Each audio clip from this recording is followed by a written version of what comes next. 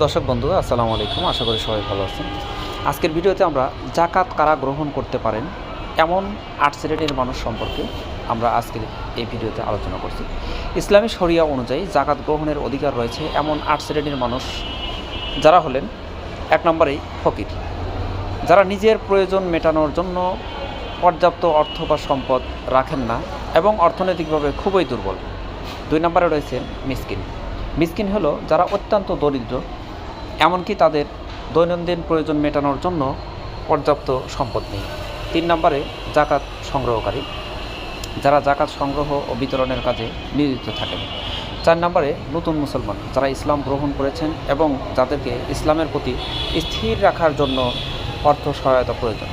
৫ নম্বরে বন্দি বা দাস, যারা দাসত্ব থেকে মুক্তির জন্য সাহায্য প্রয়োজন বা দেনায় বন্দী।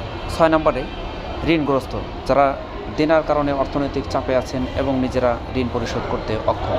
৭ নম্বরে আল্লাহর সাথে সংগ্রামী, যারা আল্লাহর পথে জিহাদ বা ইসলামী কাজকর্মে নিয়োজিত আছেন এবং তাদের জন্য অর্থ সহায়তা প্রয়োজন। ৮ নম্বরে মুসাফির, যারা সফরে আছেন এবং অর্থের অভাবে ভুগছেন বা নিজের গন্তব্যে পৌঁছানোর জন্য সাহায্য প্রয়োজন। এটি মূলত কোরআনের সূরা তাওবার ৬০ আয়াতে বর্ণিত।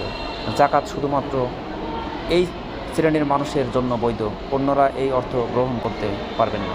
সুপ্রিয় দর্শক বন্ধু, এই ছিল এখনকার মতো। নেক্সট আপডেট দেখার নিমন্ত্রণ জানিয়ে বিদায় নিচ্ছি। সাবস্ক্রাইব করে পাশে থাকুন, ভালো থাকুন, সুস্থ থাকুন। আল্লাহ হাফিজ।